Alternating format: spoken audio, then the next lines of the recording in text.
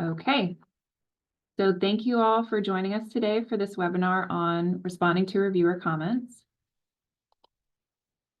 My name is Rachel Bain. I'm the managing editor for AVS Publications, and I'm going to be starting out today by going over a few slides on crafting a response to reviewers, and then I'll be moderating our panel on a Q&A session on the same topic. So it looks like maybe a couple of our panelists weren't able to join today, but we have on our call today Alex Shard, an associate editor for Surface Science Spectra from the National Physical Laboratory in the UK.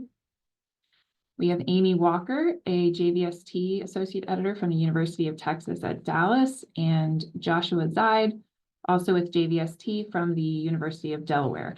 And perhaps, oh, there's Stephanie. I see Stephanie too. So Stephanie Law is another JVST associate editor from Penn State University, and maybe we'll catch Dan by the end during our Q&A.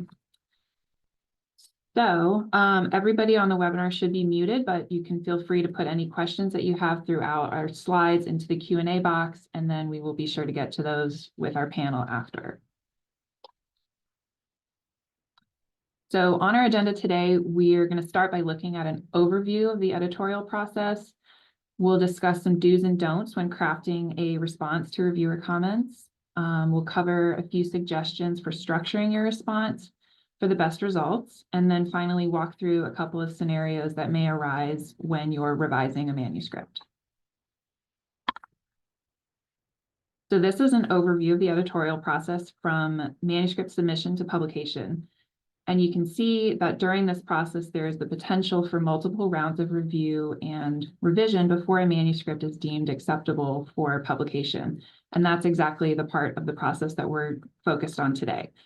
So as an author who has submitted a manuscript to be considered for publication, you will likely receive comments from multiple reviewers, and it's in your best interest to comprehensively and clearly address all of those comments so that the reviewers ultimately recommend your work for publication. Once you have submitted a manuscript for consideration, it can feel like you have sent it into a black hole, but just consider that the waiting time during this stage involves the time it takes for editors to initially evaluate your manuscript, the time it takes for them to get reviewers to agree to look at your paper, the time it takes for the editorial office to receive the comments from those reviewers, and then finally for the editor to synthesize all of the comments that they receive and make a final decision. Bearing all these in mind, though, you shouldn't have to wait forever to get comments. So if you have any concerns about the length of time that process is taking, you can always reach out to the editorial office.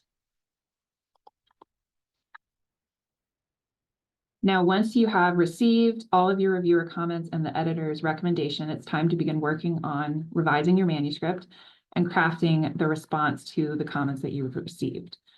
So depending on how extensive of a revision that you need to do, it might be advisable for you to work on your response as you revise so that you can more easily keep track of the changes that you're making and what comments those are addressing. But required for all revised submissions is a response to reviewers letter. And this is exactly what it sounds like. It's a document that lays out how all reviewer comments were addressed in your revision. So a good response will do exactly that. It will address all of the reviewer comments and indicate what changes were made in response to each comment. There are 3 golden rules that are good to follow when you're responding to reviewer comments, and those are to answer completely, answer politely, and answer with evidence. So to the second point there, it's important to use the right tone in your response. Of course, it's okay to disagree with a reviewer comment, but be sure to do so in a way that still values the referees, because after all, they've likely spent a considerable amount of time reviewing your work. And most researchers are authors and reviewers, so many of you probably know exactly how much time goes into a review. And keeping that in mind, it's nice to thank reviewers for their time and effort, even if you ultimately disagree with the opinion that they hold. So on the screen here are just a few examples of good and bad language to use in a response. So good language, again, will respect and thank reviewers for their time and effort, while bad language might offend or insult them just based on a disagreement. or it could even be completely dismissive of their opinion or expertise.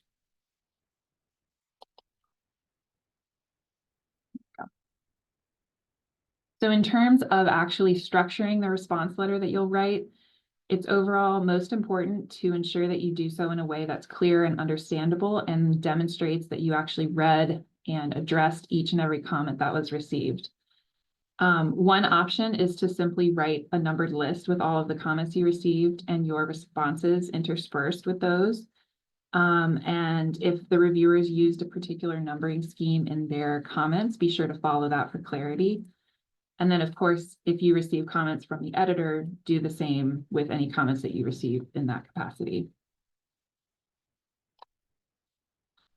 Another option is to create a table for yourself to fill in the reviewer comments and then leave spaces for yourself to write your reply and then note what change was made in the manuscript and where. And then again, you would want to use the same numbering scheme provided by the editor or the reviewers, and then do this for as many sets of comments as you receive.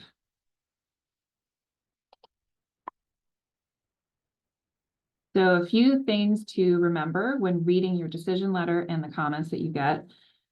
First and foremost, I've mentioned a couple of times, you might receive comments from the editor as well. So be sure to read those. These are going to be present for AVS journals in your decision letter just ahead of any reviewer comments that you receive. And these are important because they may indicate particularly critical comments that the editor would like you to address. They may synthesize the reviews that you received into common themes for you to focus on, and they may address opposing reviews or inappropriate comments if you did happen to receive any of those. Also remember that reviews are intended to be helpful and constructive. So just keep in mind that they're not personal, and remember that you're reading words that someone has written on a page or typed in a computer. And it's hard to convey tone in that way. So just keep that in mind. Another thing, the length of a review is not indicative of the quality of your article. So we see positive and negative reviews that are both long and short and anywhere in the middle. It's not an indication of quality, just looking at the length. And then finally, comments are going to be more important than number ratings because reviews are subjective. So number scales in particular mean different things to different people. And as such, you should focus more on the substantive comments that you receive versus any number rating that you get.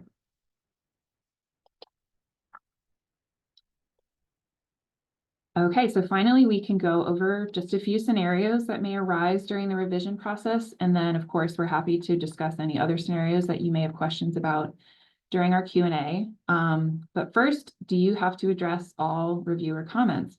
And the answer is a simple yes. The reviewer thought that it was important enough to comment on, so you should be respectful of their time and effort and respond in your response letter. Next, how do I address a referee's comment if I totally disagree with it? As I noted earlier, the golden rules are to be polite, to answer completely, politely, and with evidence. So you should do exactly that in this situation. Be polite, address the disagreement, and explain your reasoning with evidence that should be present in the rest of your manuscript. Consider that even if you disagree with the reviewer's comment, their perspective might still provide valuable ways in which you can improve the presentation of your argument.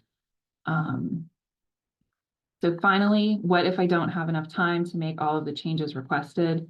And this is fairly common, and we simply ask that you contact the editor or the editorial office if this is the case, as soon as you recognize that there's a delay, and propose a realistic timeline for yourself, and then we'll do our best to work with you in that timeline. Okay, so that is it for all of the prepared information that we have. Before we hop into our Q&A, I just want to mention again that many authors are also reviewers. So if you're interested in the review process, I want to encourage everyone to watch our previously recorded webinar on becoming a peer reviewer. And then you can take our peer review training assessment. And if you complete this, you'll be flagged in our submission system as an engaged reviewer, which will make it easier for our editors to find you for peer review opportunities in the future. So You can scan this QR code and you'll get both the recorded webinar and the assessment if you're interested in that. And I'll leave this up for just a minute so you can access it. And we can go ahead and hop into our Q&A. Let's see. I have a few questions that we received before our webinar today. And so our panelists, you guys can all feel free to jump in as you have an opinion. Otherwise, I'll just sort of popcorn around and get your perspectives as we go. So first, sometimes reviewer comments indicate that they may not have thoroughly read the manuscript, leading to feedback that contradicts the actual content. How should one deal with feedback like this? If anyone, go ahead, Alex. Yeah, I was going to mention this, Rachel. I think one of the commonest things that I encountered when I was a young scientist writing papers was writing a paper and then finding that the reviewer didn't seem to have read it, sort of missed some information. I said, "Where's this information?" Here, they said, "Well, it's in the paper." I think that I've now come to the attitude that all reviewer comments are helpful. If they haven't noticed a bit of information in your paper, or if they haven't seemed to have understood something, it's because you haven't explained it properly and you haven't put it in the right place. So if they're having those questions, every reader's going to have those questions. So it really is helpful to make sure that these things are clear. And to address them rather than getting affronted and thinking, oh, they haven't read this properly. They have, they just, they've just missed something, or something wasn't as plain or as clear as you thought it was. I think that's a wonderful point that I was alluding to earlier. And I think it's also a good situation to keep in mind the tone situation too. Like you said, you may be offended at first, and that's okay, but don't let that come through your response. Does anyone else have anything to add to that? Okay, we have a live question, so we'll go ahead and do that one. How are number ratings used in the editorial process? I do look at the number ratings personally when I evaluate papers, but usually I look at them to just get a sense for the enthusiasm of the reviewer when considering nominating papers for things like editor's choice. I don't take the ratings particularly seriously when deciding whether to accept the paper or revisions. I think they're just a sense of enthusiasm by the reviewers. And so that's how I use them. I don't know if others use them similarly. I use them in exactly the same way. Yep, me too. I think it's an idea of how enthusiastic they are. And I'll note sometimes you'll see a number review for how well written the paper is. That one can be as we just alluded to previously, sometimes, reviewers maybe are reading the paper and they don't quite see the point in places. And that sometimes comes out in that question, how well written is this paper? So that's occasionally you'll see, comments from a reviewer, and you'll see those in the number rating in that particular question. Otherwise, it's really all down to enthusiasm. That's great. That's a very interesting perspective that I had not heard before. So I will say for our journals for AVS, there's only, I think, 3 questions that are on a number rating basis. And like Amy said, they're kind of overall general idea questions. And that just sort of reflects what I've already mentioned about how comments are much more useful in a review.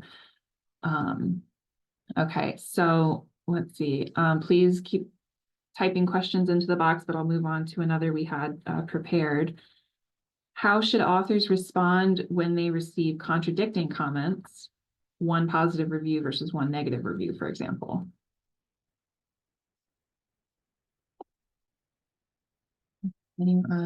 So I will say this happens more often than you would think. And I tend to read all the comments, and if it's clear that some make more sense than others, that will be in my editor's comments.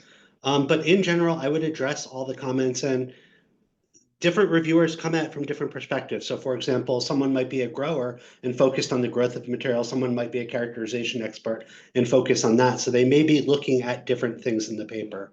So I would tend to address all of them. Your goal would really be ideally for all the reviewers to see the value in the paper, because that tends to make your paper better. As Alex said earlier, if people don't get something, that might mean that, it wasn't in their area of expertise, but it probably means that you could really improve the writing. So I tend to try and address all reviewer comments. And as an editor, I tend to look at the positive and negative. And if someone says this is great and someone else has criticisms, then I'm much more likely to accept it after those criticisms are addressed. Anyone else have anything to add? No, I concur with what Joshua just said. I think you have to address everything. At the same time, probably pay more attention to the one that is critical than the one that is positive, if it's that way round, or because that's the one where you're not getting the message across properly, probably. That's a great point.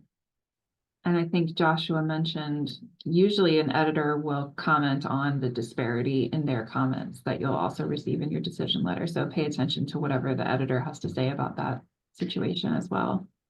I'll also add that sometimes you're dealing with a topic that's somewhat controversial. And so you can get a positive and negative review just from, and when I say negative review, perhaps more critical review, because there is a controversy surrounding the topic that you're writing about. At that point, I would also say it comes back to what Alex and Joshua have said earlier, is you really want to address every single point. And you also want to probably put in your paper and manuscript a little bit of discussion of the controversy itself, right? It's not that you have to say, I know the answer to everything. You can actually write a paragraph that says, da, da, da, da, da, this topic is controversial, and provide a small literature review, which then provides more context for the paper and makes it actually easier for the reader eventually and the editor to see that there really are different viewpoints in that field. Excellent point. We have another live question, so I'll go ahead and do this one. How similar is AVS's review process to other journals? Are there notable processes or steps that AVS does that others do not, or vice versa? So I definitely have to rely on our AEs here, because I'm really only familiar with AVS's process, but I know that you all obviously publish with a wide variety of journals and have a close look into AVS's process. So does anyone have anything to note about our review process? Yeah, I mean, AVS's review process, I think, is quite similar to most other journals. Yeah, I don't think there's anything particularly unusual or particularly different about what AVS does. I know there are some journal families that, for example, only do one round of review. We don't do that, but otherwise, yeah, we're very similar to everybody else. I will add, I do think we try and really have an author focus in our review process. So we really are very much trying to make sure that we are getting you to success if your paper is capable of getting to success. I do think some other journals are more adversarial. We really don't want to be adversarial in our process, but otherwise I would agree with Stephanie that, by and large, I think most journals are looking for the same things. We have another question. This person wanted to seek advice on making a choice of which journal to publish in. So what are some important things to look for in a journal? So I think first things is you really need to look at what the journal's been publishing recently and the kinds of topics, because that gives you a good idea of this is a good journal for this particular item or not. I would also look, every journal will have a short description, a scope, also on its web page somewhere. Take a look at that. And really make sure that your manuscript falls within the scope of the journal, and also really, you can see that there are similar types of papers that have been published in that journal. The worst kind of thing I will say for me as an editor is when I get a review back that goes along the lines of, this is a great paper, this is the wrong journal. Because then how do I handle that, right? So spending some time actually thinking about the journal and looking around and seeing, does this really fit? Is a really good first step, I think, in the manuscript process as you're sketching things out. And that also, I think is a good way to approach it. Does anyone else have anything to add? I don't know if this is the same Yeah. person. Oh, go If ahead. I can add to that, I think everything Amy said is spot on. But you should also think about who the intended audience for your paper is, because that also helps define which journal it should go into. So have a careful think. Who is going to be interested, and how do you then reach the largest number of those? Is it going to be in a focus journal, or is it going to be in a more broad journal? I don't know if this is the same person, but they've asked if we can send a comment in case of rejection on a possible journal that a manuscript may be suitable for. And that is something that we will do if we know of a journal that your paper might be more suitable for. That would be suggested in your rejection letter. Let's see, what content should be mentioned? So Oh, Rachel, I was going to say we should add to that, in that there are times when, as editors, or the editorial office does reject a paper, we actually make a recommendation to submit it somewhere else, and we will do a process called transferring of the paper to that journal. So if you see one of those things and we're saying that this is being transferred to a different journal, it's because we really are interested in the paper. However, it's not the right spot for JVST in my particular case. And so we're actually looking for a better spot. So, as to Alex, what just said, to have the right kind of audience for your manuscript. So if you see that, it's not because it's an awful, awful paper. It's actually, those kinds of cases are often, this is just the wrong place. We need to get you to the right spot so your work can be celebrated. Yeah, great point. And I think that speaks to what Joshua said about JVST and all of the AVS journals being author-centric, because we want to get your papers published, but we do want to make sure that they're published in the right place. Okay, so what content should be mentioned in a cover letter when submitting a revised manuscript? So I will say a cover letter is going to be different than a response to reviewers letter. As I mentioned earlier, a response letter is going to be required for every revised submission. A cover letter is sort of additional to that. So if you guys want to talk about what you would rather see in a cover letter versus a response letter, any input you have would be appreciated. Yeah, so I think the cover letter is where you have the option to sort of talk directly to the associate editor. So let's imagine that there was a case that a reviewer asked you for a set of experiments that would take 6 months to do and would be a whole second paper in and of itself. You can say in the cover letter in response to the editor, reviewer one asked for these experiments and it's way beyond the scope of this manuscript, so we elected not to do them.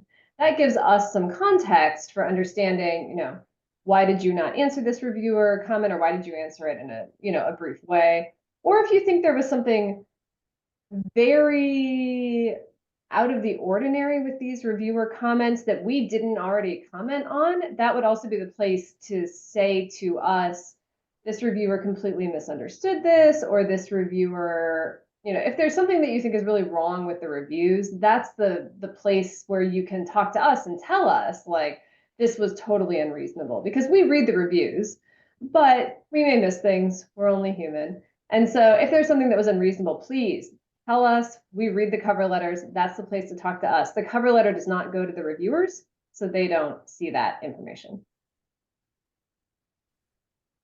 Anything else to add? Anyone else? I would also say just give a short summary of the changes that you've made. So say you're asked to make major revisions. Just write out a little list of, you know, in response to the very thoughtful reviewers' comments, whether you agree to bracket, and, you know, in your head, you should be thinking brackets, whether I agree to them or not. They're always thoughtful. Um, you know, we've made the following changes. We've rewritten the introduction. We shortened the experimental section. We changed figure 4 to include whatever it was. That also speaks to the editor as well, and the associate editor, that you took the review seriously and that you are really have very carefully ingested what was said and have taken appropriate steps to really sort of go through that process of making and responding to the reviewers in the right way. And I agree with Stephanie. If there's anything that seems, you know, there's going to be a disagreement on, this is the place to politely tell us that there is a disagreement and why. So there is a live question, but we are sort of hitting on something that came up in the pre-registration question. So short of, you know, mentioning something in the cover letter, how should an author kindly and respectfully correct a reviewer who seems to have misunderstood something or made a mistake in their comments? I mean, I think a lot of this goes back to what, oh, sorry, Amy. I think a lot of this goes back to what Alex was saying earlier, that if a reviewer misunderstood something, you should really seriously consider whether the text was unclear in some way. So I would say, for my own personal case, for my own papers, almost all the time, if a reviewer misunderstood something, when I went back and looked at the text, it really was not clear, right? It was clear to me when I was writing it, because of course I'm the expert and I know what I'm trying to say, but it wasn't clear in retrospect. There are, of course, cases where, in fact, it is very clear and the reviewer just missed it. You know, and in that case, I think, again, you just try to politely say, you know, we thank the reviewer for their time. We believe that this was addressed in the paper. Here's where you can find the information, right? You can just say something like that. But almost all the time, it actually isn't clear in the paper, and you should go back and have another look with fresh eyes, right? Because it's now been some weeks since you submitted it. You'll have a different perspective. Excellent answer. Yeah, and I'm with you, Stephanie. I think, you know, you need to go with a fresh perspective on why there was, you know, this potential misunderstanding. I would say in a situation where maybe the reviewer was completely wrong. And unfortunately, that does happen sometimes. You know, people are commenting on things and it looks a little odd. One of the things you can do in a reply, be very careful, very polite, but provide supporting information and references to papers that the person can go look at. Because what you're saying to them is, you know, very politely, actually, in XYZ paper, it has been shown that, you know, here's the reference. This is, you know, and then you can say something, especially if it's become standard in your field. This is generally well known in our field, which is why it was not referenced or commented on in the paper. And then take an action to maybe put a footnote or do something, add a sentence so that you've actually addressed it in the paper. And, you know, nobody then feels disrespected or anything like that. And actually it serves as a nice service for the community too, right? It's just improved the paper and it explained to somebody this important piece that maybe we all missed.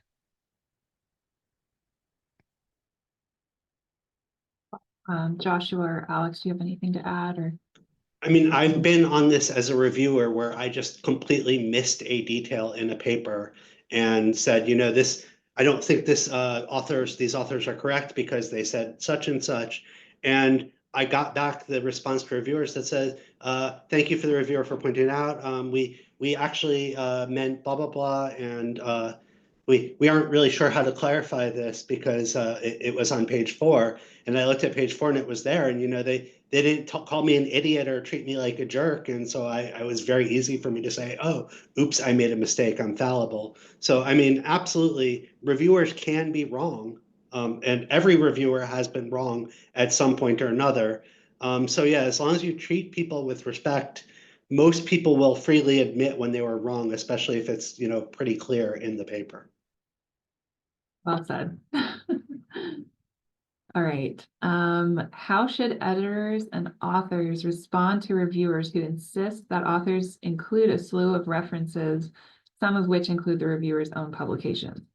I'll just say right off the bat before we get into it, the review process for AVS journals is completely anonymous on the reviewer side. So authors will never know the identity of reviewers. So it would be hard to tell in this case if they're recommending their own references be published. Of course, if they're all from the same author group, maybe that might be a red flag, but I'll pass it on to our editors here. Alex. Yeah, I was going to say it's hard to know whether it's the reviewer's own publication or not. I actually work with a colleague who, when he was submitting a critical review, would always include somebody else's paper, so that it was deflected elsewhere. So just be careful about making assumptions like that. But folk might be doing this if they're relevant, then you could consider including them. But if they're not, then you have there's no particular reason to include them if they're tangential and someone's just looking for a bigger citation score. But do have a look if references are missing. Do critically look at the manuscript and say, well, I've made a statement here and I don't have a reference. That's a weakness in a paper. You can't make a statement without a reference or without evidence. That may just be what they're pointing out, and they may be trying to help you by pointing you to a reference that supports what you're doing. So in my experience, you know, asking for self-references is not common. It does happen on occasion. If it's an associate editor, I see it and it's egregious, it will be in my editorial comments. But sometimes I might not even know necessarily who the reference is. If you see someone suggesting references, I always think of those as optional to include those references. I have never said to an author, your reviewer said you should include this reference, so you must include it. So I don't really necessarily agree with the word insist there. I think you should always think of references as suggestions. If you look and the reference is good, then obviously almost whoever the reference is, it makes sense to include. If it's tangential, I would say, you know, thank you for the suggestion. However, I don't believe it's relevant to the paper in exactly the polite, respectful way that Rachel recommended. And certainly, if it's unclear to me, I will go back and look at that reference and see if it's relevant. I will also mention that as an editor, if I see people recommending references that aren't relevant, I will actually blacklist them as a reviewer. And that is something that we can do. So I highly recommend against recommending irrelevant references for this because that will get you blacklisted as a reviewer, which is something that is, again, very rare, thankfully, but can happen. Let's move on to another live question. What are the rules / guidelines journals such as AVS have for the use of LLMs like ChatGPT by reviewers to generate feedback and by authors in their responses? So I'll just state again before we get started on this question that it is prohibited for reviewers to input articles that they're reviewing into LLM such as ChatGPT. So that's not a consideration. However, for authors, it is not prohibited, but it just needs to be disclosed very clearly in the acknowledgments of your article if you've used such a program. But outside of that sort of procedural business, does anyone have any input on the use of these types of things? I mean, it is absolutely a no-no in terms of the reviewers. In terms of the response to reviewers, that might also get into some issues because you are uploading, in essence, something that is unpublished to an LLM, and that will cause issues for potentially for you. I will also say, please, you know, gonna be nice about this, but use ChatGPT, use Grammarly, use whatever AI that you are wanting to use, but you have to do it in a smart way. That means you have to check everything and you have to very carefully rewrite it in places because, at least in my experience, as a faculty member, I can tell you the students that have used whichever AI you want for a particular argument and have got it wrong. Because the referencing that the LLM was actually using, there were nuances in those references that it didn't pick up on. So in that sort of sense, don't do it. Also, interestingly, there are databases now of how LLMs actually respond. And they do get kind of obvious, I will say. So use it sparingly, use it in a smart way. You know, sometimes the best thing to do is to type in a question, see what comes out, and see what the references are coming out to. And go look at those references because it may have actually picked up on a really good piece of information that you can then incorporate into your manuscript in the best possible way. The only thing I would add, I agree with what Amy said, but if you're the author, do you want someone using AI to write a review of your paper? Like, probably not, right? Probably you don't want like ChatGPT, some random AI thing, writing a review of your paper. So if you're asked to review somebody's paper, you want to treat the author the way you would like to be treated as an author, which probably means not just running it through an AI to generate a review, right? You don't want that, so we should try not to do that to others either. I absolutely agree with everything Amy and Stephanie said. I will add one other thing because my spouse is a librarian. If ChatGPT gives you a reference, that doesn't necessarily mean it's a real article or book. It does hallucinate and make things up. I've encountered this from the library side where people will spend, hours trying to track down a reference that doesn't exist. So you might want to be a little careful with that as helping to strengthen your paper when it sometimes just makes stuff up.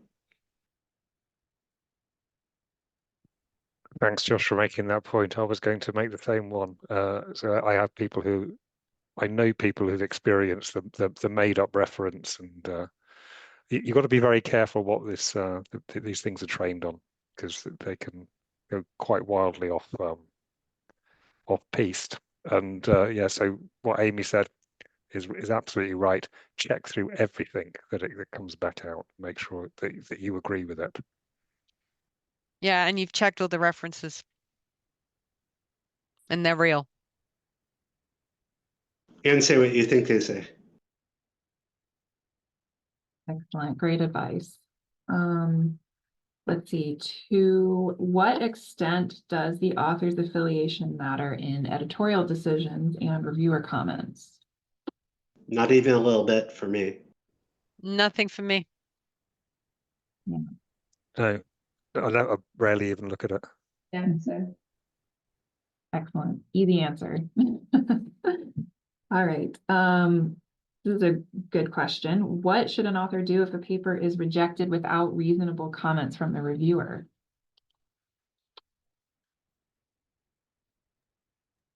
I've never seen that happen.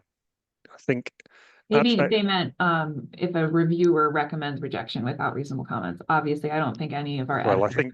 I think that will be ignored by the editorial board and probably not even passed on. So if you are rejecting a paper as a reviewer, I know this from my own, if you're recommending rejection as a reviewer, that is far more work than anything else because you really have to provide a good justification. So I'd be very surprised if anyone just said reject and just wrote a few comments to say I don't like this paper and let's reject it. That would just be ignored. I think I would certainly ignore such a review. Yeah, I mean, I agree with what Alex said. And to pick up on what Josh said earlier, we try at AVS to publish as many good papers as we possibly can. And that means trying to get good and fair and useful and helpful reviews. And so if I see a review where the comments are sparse or meaningless and the reviewer just says reject, unless somehow the paper is really not appropriate for JVST, I would, again, just ignore that review and try to find a reviewer who will do a better job. And we would not ask that reviewer to review again. Because again, like Josh said, we're trying to be as author-centric as we can be while still publishing high-quality science. So absolutely agree with what Alex and Stephanie said. I will add one other point because this is something I hadn't appreciated before I was an associate editor. JVST's policy, at least, is that all reviews are sent back to the author unless they are just like blatantly unacceptable to send back. And so we will send, in some cases, reviews back to you that we have largely decided that we are not going to use. So someone who suggested rejection with no reason, as Alex and Stephanie said, we're probably not going to make decisions based on that, but we will include that review. Usually I will, in the editor's comments, include something like, please address reviewer one's comments and if reasonable, reviewer two's, or something to that effect. But we will include the reviews even if we found that they might not be helpful, because that is our editorial policy. Yeah, and I agree with everything that's been said. I will add that this is a case where you really need to read the editor's comments because we will address it in those comments as to what our belief set is on the paper. And you will see things like there is, from me, there is concern about this particular issue. Please try to address it. And we'll go from there. Rather than, and you will see it and it will look a little odd, but that is pretty, normal. You will get a wide range of views on a lot of different, as you write papers, you will see that reviews will come back. One person will be like, oh, this is great. Another person will be like, this is terrible. The job of the editor is to help support you navigate those kinds of reviews. And it happens not on the reject side so much, but reconsider after major revision more commonly than you would actually think. Great, thank you guys for all of your input there. It looks like we just got one more question. I was about to ask the last call. Let's see, how do you handle over a review that requests new experiments and you view these experiments as useful, but not necessarily to back up the main point of the paper, and you would like to reject the need for extra experiments? So I think you sort of mentioned this earlier, Stephanie. This might be something that you would put in a cover letter for the editor to see. But any other feedback about that? I mean, I think it depends on how difficult and how long the experiments are going to take, right? If it's going to take 6 months to do the experiments and it would be enough to make a whole second paper, then clearly, you don't necessarily have to do them. If it's going to take a couple hours and would significantly strengthen the paper, then you certainly should do it. Of course, there's always some gray area there where like, oh, it's going to maybe take 3 weeks. You have to make the best decision you can. You're the only one who knows how long it will take to do those experiments how difficult they are for your lab, so on and so forth. The comment said something, you know, not necessary to back up the main point of the paper. If they don't add anything to the paper, again, you can write that in the cover letter. I think it's rare that reviewers ask for experiments that would not actually make the paper better. Again, most times when reviewers ask for an experiment, it's because they really do think you need that data to make the point that you're making, right? If you're trying to say my material is crystalline and you don't have any X-ray diffraction data, right? The reviewer is probably going to ask for that because that is required to say that your material is crystalline, or at least is one of the common ways of determining that. So you, as the author, are always welcome to do what you want to do.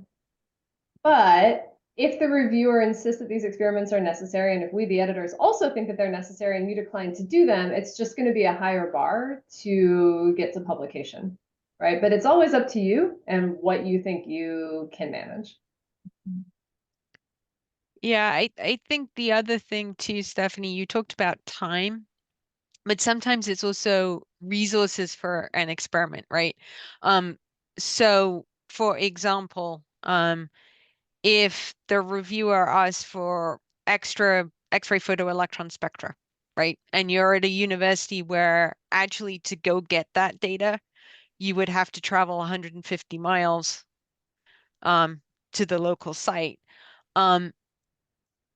It is, you know, please put that in a cover letter. Also tell the reviewer to, we're not going to do these experiments because, it's 100, I've got to travel 150 miles and I won't be able to get time for 3 weeks or whatever it is. And we appreciate that these are interesting experiments to do, and we will plan to do them in the future or something like that.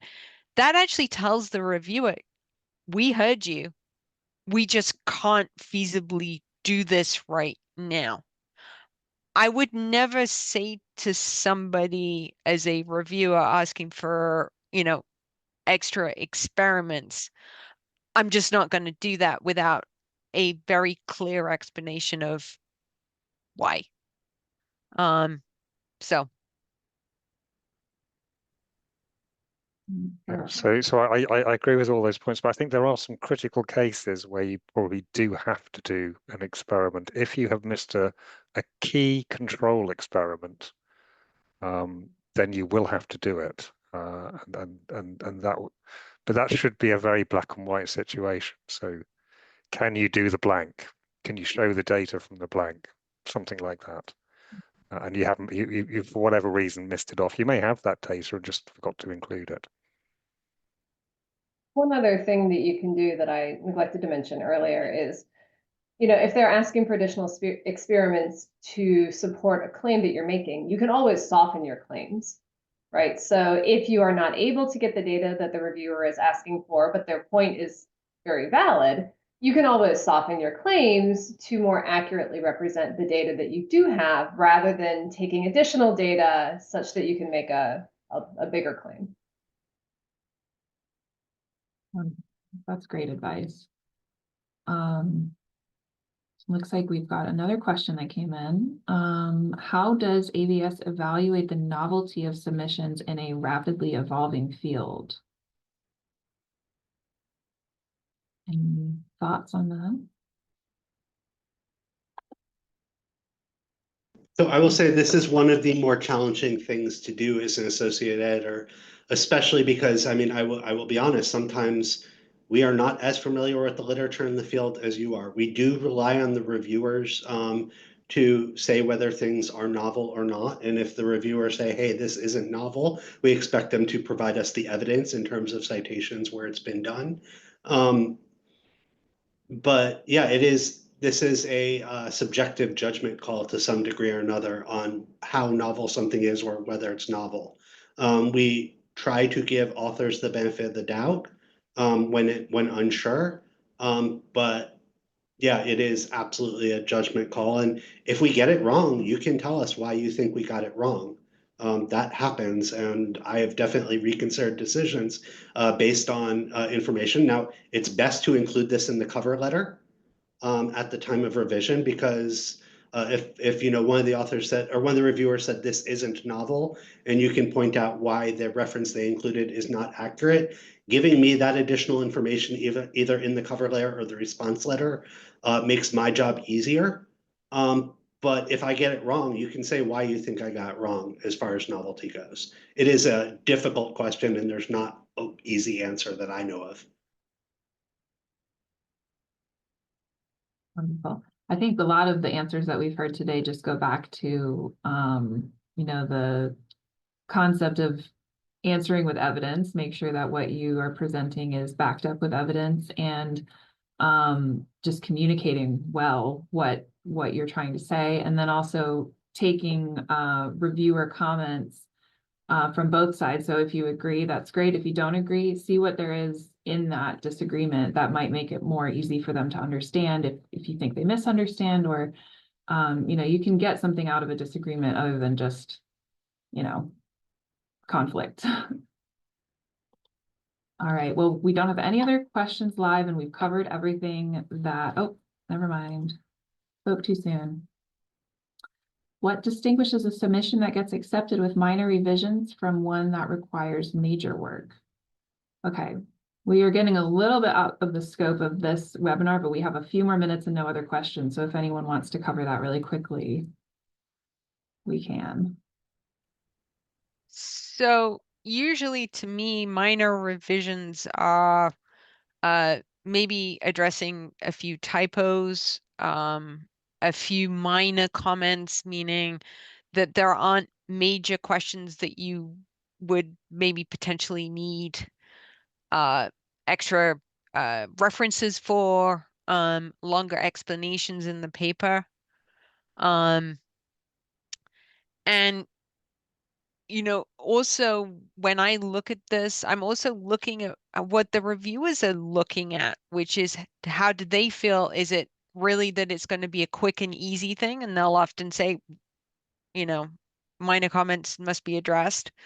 Or if they're looking at it and going, you know what? There's going to be more work to be done than, an afternoon, put it like that. And then, that's when the major revisions come in. There are times when I will read reviewers' comments and I will be very clear that I think this should go back to the reviewers to see if their substantive comments have been addressed. And that's when I personally send things back to the reviewers to see, have those comments been addressed, have their, not even, that critical review, has that really been addressed in the way that you've revised the paper? So yeah, it's sort of a scale, and it's not like you count up, number of items and then it's minor, number of items, it's major.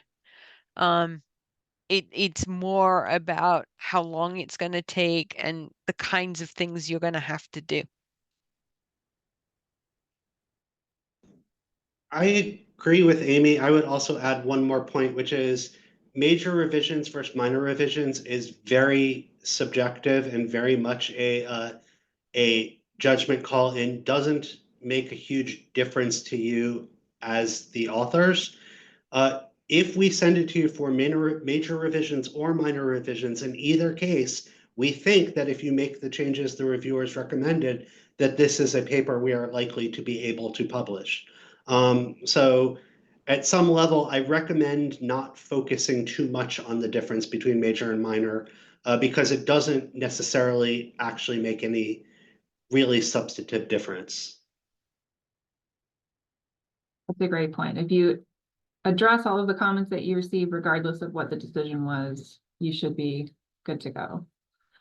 So I put this up just because we are at the last few moments of our webinar today. So if there are any lingering questions, you can feel free to contact me, and I'll either do my best to answer or I'll get you in touch with the right person. But looks like we don't have any other live questions. And as I mentioned, we covered all of our pre-reg questions.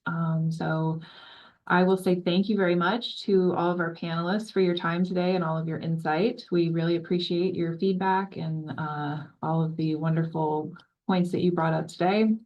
And thank you to all of our attendees for being here with us. So we will see you at our next Publications Professional Development Seminar. Thank you. Bye. Bye all, thank you. Bye.